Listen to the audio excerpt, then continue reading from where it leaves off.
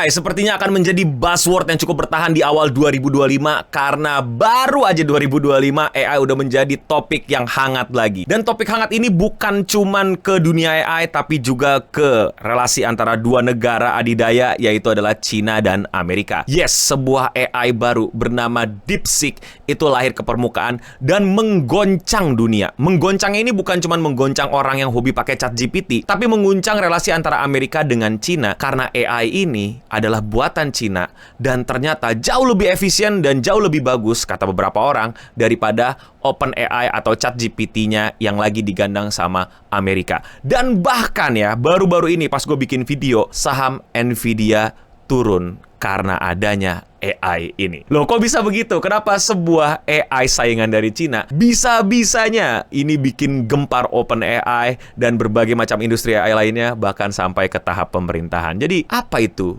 DeepSeek, AI terbaru buatan Cina?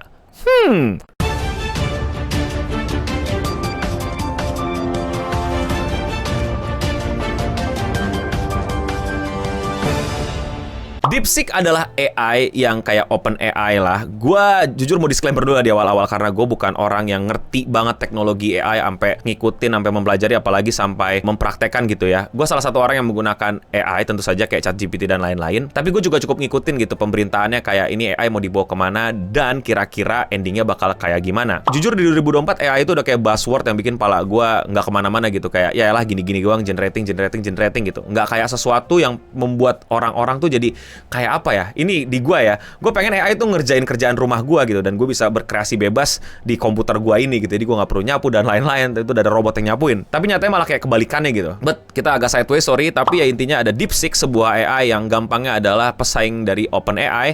Buat kalian yang belum tahu, OpenAI adalah yang punya ChatGPT dan kawan-kawannya. Sam Altman ini adalah orang yang dianggap sebagai kayak apa ya, orang target nomor 1 di dunia AI lah karena OpenAI dan ChatGPT dan kawan-kawannya dianggap sebagai mungkin dewa, mungkin sebagai apa ya, the man gitu yang udah nggak bisa digoncang gitu posisinya karena dia benar-benar menguasai dan bahkan jatuhnya jadi kayak udah nggak ada yang bisa nyaingin dia gitu karena dia yang punya teknologinya dan lain-lainnya. Dan terbukti kan banyak banget orang pakai ChatGPT gitu. Aneh kalau lu pada masih belum nyobain ChatGPT. Gue pun pakai ChatGPT dan AI OpenAI lainnya. Perusahaan untuk membuat large language model AI kayak OpenAI ini itu tuh menghabiskan dana sekitar $10 juta. $10 juta tuh kalau di Indonesia itu kayak gini ya. Jadi butuh dana sebanyak itu. Ya hasilnya cukup memuaskan ya, walaupun sekarang udah mulai banyak gua sebel sih sama ChatGPT, kadang-kadang nggak bisa dibuka, kadang-kadang resultnya aneh kayak nih AI bego banget gitu. Tiba-tiba ada orang di Cina iseng bikin, ini gua nggak nyebut iseng tuh bukan buat konten, bukan buat skrip, tapi emang mereka beneran iseng. Ini tuh side project mereka. Mereka iseng-iseng bikin kayak model OpenAI namanya DeepSeek dan itu ternyata cuman kena berapa? $6 juta untuk ngetrain DeepSeek New R1 model. Dan bahkan ini cheap banget buat para user, bahkan harganya itu 95% daripada OpenAI dan kompetitornya. Jadi udah AI-nya lebih murah, harga sewanya juga lebih murah, dan yang paling bikin banyak orang kaget, ini open source. I don't know what's that mean, I'm stupid. Tapi kayaknya itu sesuatu yang kayak banyak orang bisa ngemod, ngutak-ngatik dan lain-lain karena lu bisa mengakses kodenya, ya nggak sih? Correct me if I'm wrong, teman-teman IT, SI, maaf banget gue sotoy. Tapi ini yang menggemparkan dunia gitu. Oh ternyata bisa lebih murah, bisa lebih hemat, nggak perlu banyak-banyak pakai VGA Nvidia. Tapi bisa bahkan lebih powerful gitu. Ada beberapa data yang bilang ini bahkan jauh lebih powerful. Minusnya cuma satu, ini buatan Cina. Jadi kalau kalian mau nulis Tiananmen Square itu nggak bakal bisa. Ini beneran ada videonya.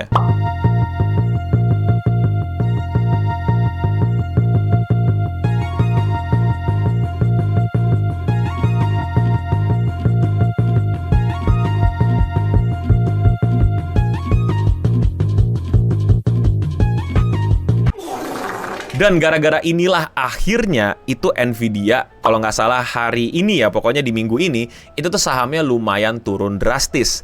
Karena ya pengaruhnya ya gara-gara si DeepSeek ini. Dan DeepSeek ini sendiri pun bener-bener yang tadi gue udah sebut, ini tuh side project. Jadi lore-nya tuh mereka tuh ternyata adalah hedge funds gitu, orang-orang yang ngurus duit orang dan ngetrain model untuk bisa memberikan prediksi akurasi yang tepat terhadap harga akan naik dan turun dan lain-lain. Terus katanya tuh mereka kayak banyak item gitu lah, banyak mesinnya gitu. Terus coba gue pakai mesin ini ya, apa VGA Nvidia. Ini gue bilang VGA kayak salah ya, tapi correct me if I'm wrong ya teman-teman, TI dan SI ya. Kayaknya gue pakai nih buat coba bikin model AI lah, yang language model gitu, yang bisa kayak OpenAI.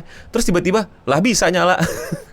Open source dah, gue sebarin. Nah, kasarnya ada sesuatu yang jauh lebih murah dan jauh lebih efisien daripada OpenAI, yang dimana OpenAI ini dan AI lainnya itu sangat berkaitan juga dengan Nvidia. Ya udah pasti orang langsung bilang kayak, sepertinya Nvidia tidak biasa lagi quote and quote memonopoli untuk urusan AI gini. Ya udah, turun dah pada. Tapi seperti yang tadi gue singgung, DeepSeek ini bukan berarti tanpa kecurigaan gitu. Beberapa orang yang mencurigai karena lagi-lagi karena ini buatan Cina, bisa jadi ini bukan kayak semacam open source yang open source doang gitu. Bisa jadi kayak ada semacam sesuatu yang ditanamkan sama pemerintahan Cina dan lain-lain. Tapi lagi-lagi ini isu, ini nggak tahu kebenarannya kayak gimana. Nggak semuanya apa-apa dari Cina berarti langsung jadi psyops dan lain-lain. Tapi gue nggak tahu.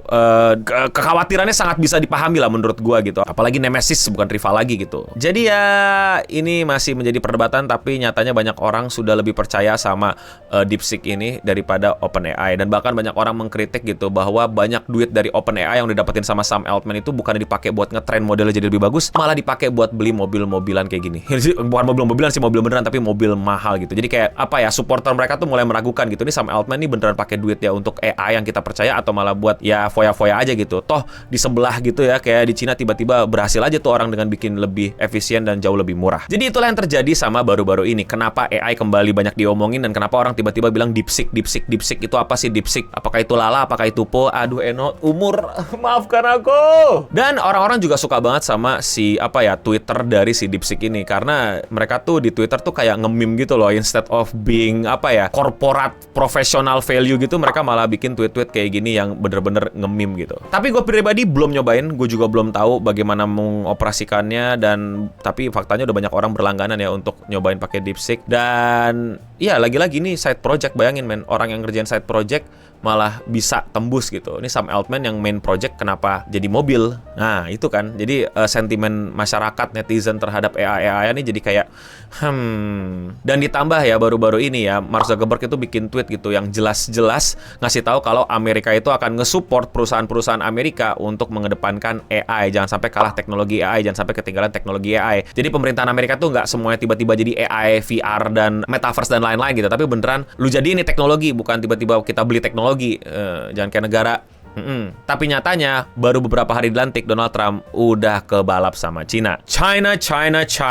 Ya, jadi Tony itu gua. Real Donald Trump himself. China, I know China very well. I know everybody in China. Tapi kalau menurut kalian bagaimana? Komen di bawah. Dan tentu buat teman-teman yang praktisi AI, yang anak teknologi informasi, sensor informatika, atau yang ngikutin berita ini, silakan tambahin informasi di kolom komentar di bawah dan koreksi gua kalau misalnya ada yang salah. Ya, makasih. Kalau kalian suka sama pembahasan apa yang lagi ramai di internet kayak gini dan kalian mau support gue, lakuin dengan sesimpel klik tombol subscribe. Dan ya, sekian seputar internet untuk episode kali ini. Gue Eno Bening pamit undur diri, dan untuk kita semua, stay clean and sound.